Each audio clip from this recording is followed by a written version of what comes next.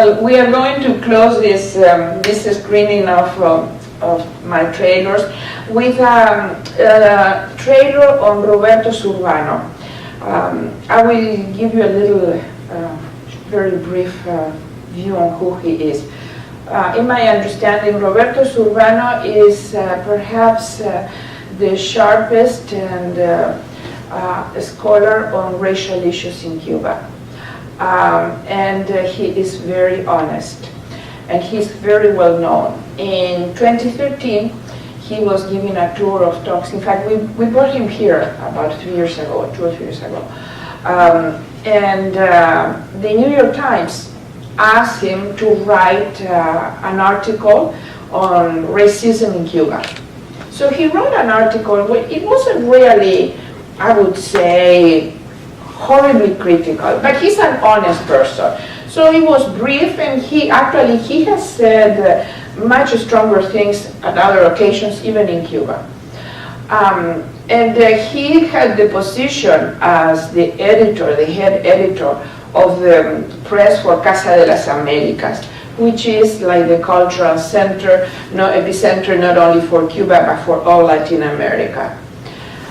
When he returned to Cuba, but the thing that the New York Times did, when they translated the article without telling him, they changed the subject, or the title, the translation. And so he said the original title was something, and now what will be happening to my black people? And the New York Times translated as saying the revolution hasn't started for black people. So when he returned to Cuba, it was terrible. They demoted him.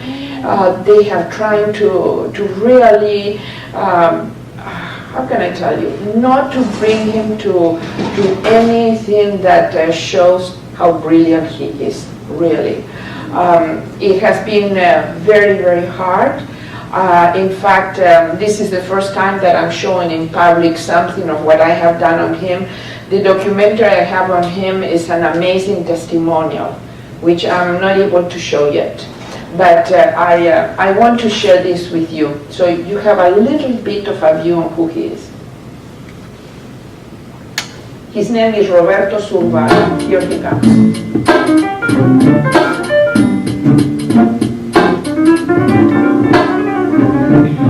Mi padre, además de su trabajo de ser azucarero, limpiaba zapatos en el pueblo.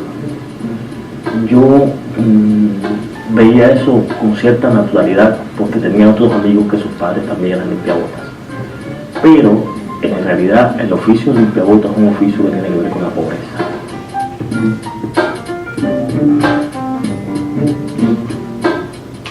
Porque se dice, la revolución abrió muchas oportunidades para los negros, es cierto, pero ellos no estaban preparados para eso. No.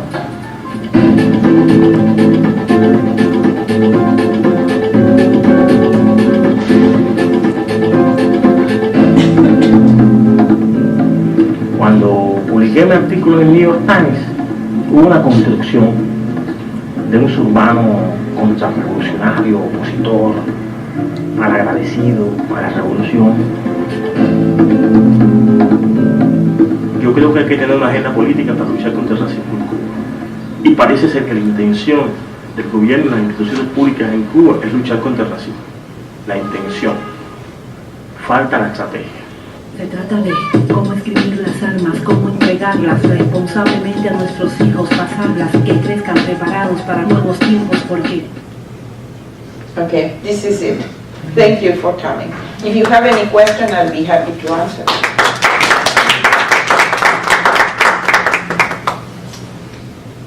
How did you get started on this? I would say it's part of an organic intellectual development. I started doing research on the African diaspora. I started first of all, by a book on Afro-Uruguayan theater, when I discovered that there had been Afro-Uruguayan theater and it wasn't in any book on Latin American theater. So I published what turned out to be the first book on Afro-Hispanic theater. And then in 1993, I met here in Colombia Nancy Morejon, the poet that you saw on the screen. And then she started putting me in touch with all of this intelligentsia. When we met, she asked me to work on her poetry, and I had only read one poem, but I had just finished the PhD, and I said yes, and I will never regret that yes, really. And so in 2001, I was invited by Casa de las Americas, that intellectual hub in Havana, to attend a great celebration of an Argentine writer on whom I had written a lot. And so I went, and Nancy Morejon started introducing me to these people. And so I just thought, this is amazing. I started going, I kept being invited, and I kept going and going. And then one day I thought, I need to start at the University of Missouri a special collection of Afro-Romance culture and literature, which is now in the Museum of Anthropology. And we called it Nancy Morejon because she had been opened the doors to that world. And so doing research, I thought, it's kind of a special collections. They film a lot of oral histories. Why don't I film oral histories? So I found, I don't know how, a young woman who was finishing her PhD here, who had done filming oral histories for the Smithsonian. So she came with me, and as I was doing that, I stood in front of the scene. I thought, I should be doing documentaries. I have absolutely no background in that. I mean, that was an act of audacity. And so I started looking for a team. And here I couldn't find the different people who could have done it. I just didn't feel comfortable. And I was able to identify an amazing group, one by one, in Havana. And that's how I started. And it has been all, I would say, an intellectual and artistic intuition of doing this. And it has been for me the most exciting experience I could have, really. I love it. Thank you. That's true. Other questions? Yes. How is this kind of study received in Africa? In Africa, I have not taken it there, but some people from Africa who have seen my films have asked me to go. And we have a colleague here from Cameroon who has invited me to go and show a few of my films there. But I understand that now Cameroon is not too safe. So my husband has kind of hinted that I shouldn't. Although he says it's your decision, but I think I'm going to wait. In fact, I met someone from South Africa who has a foundation there, who asked me also to try to go and show some of my films there. Particularly because when you start looking at this, you realize that the old Africans is still living in this world, you know.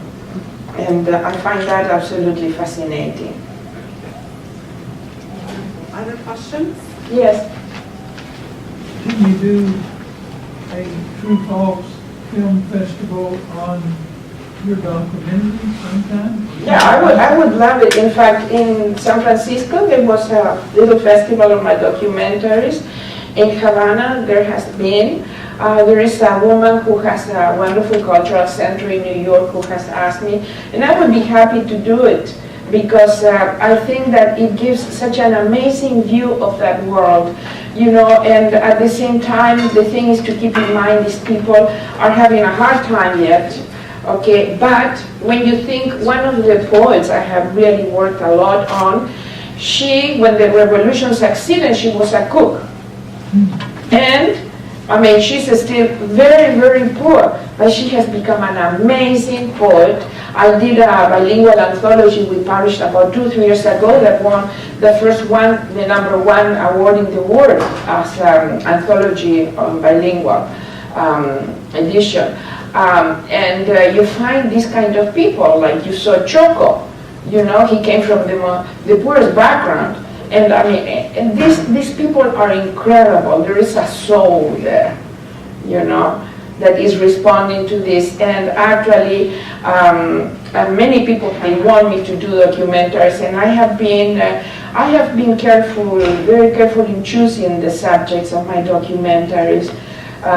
Because what I want is to find people who really do exceptional work in many ways, in some aspects, and high quality work of a deep intelligentsia.